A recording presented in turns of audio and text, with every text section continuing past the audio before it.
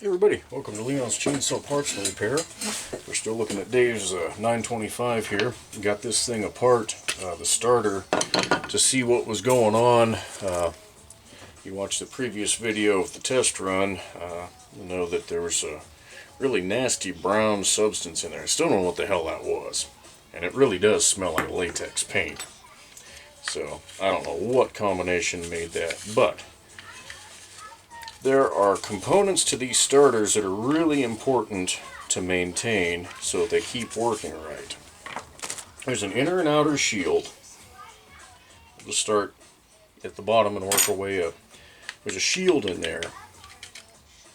There's still a little bit of moisture behind it.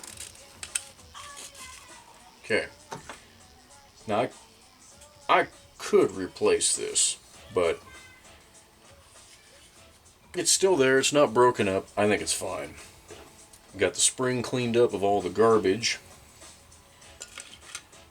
Now there's only one way that this will go in right, and this end is not formed as well as it could be, but you'll see down here in the starter that pin, there's a shape there, and the spring will really only go in right one way. You want to be careful snapping that into place. Even though the outer band is riveted, it can still push a coil out and then have the thing explode all over you. Realistically, you probably should wear safety glasses when messing with one of these things, because if it did come apart and hit you in the eye, that would be a bad day. So, you got your inner shield, got your spring in place. Let's see if I can get this apart. This had a lot of corrosion back in there.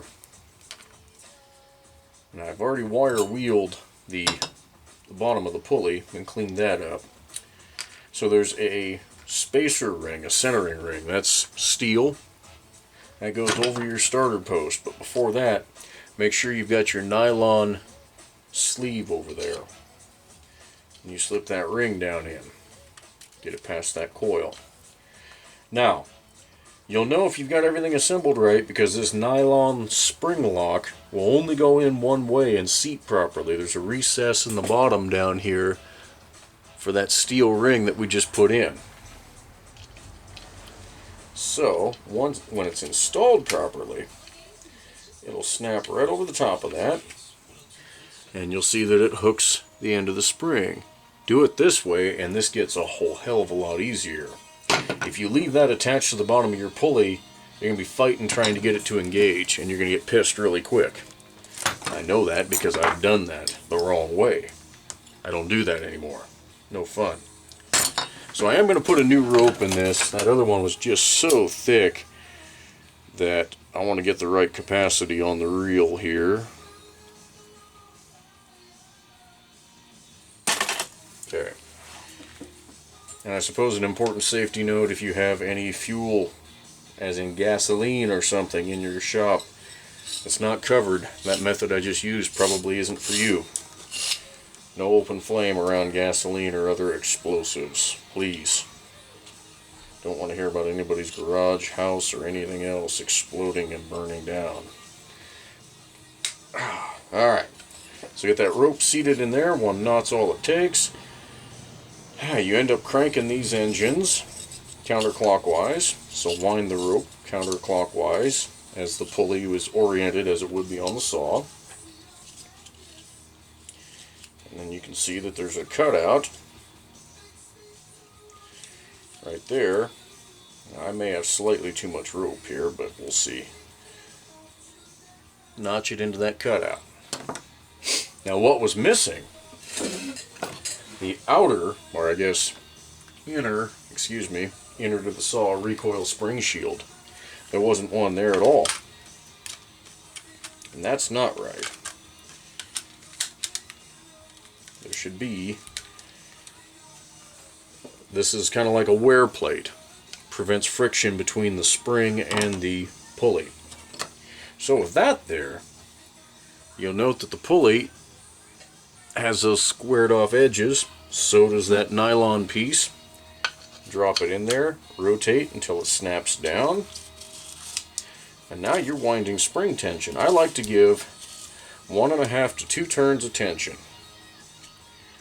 to pull the rope up tight when the handle's tied on it.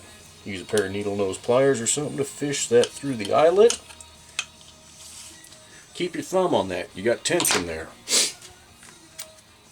There's your washer. If any of those parts need cleaned up, do that before you get to this step. I'm going to put just a couple drops of oil down in here. Don't want to get carried away because oil attracts sawdust. And sawdust mixed with oil creates grease. And grease is not your starter's friend.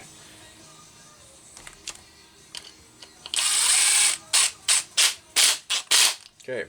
You should be able to tighten that screw all the way and still have spring action. If you can't, something's not right. Something's not seated properly.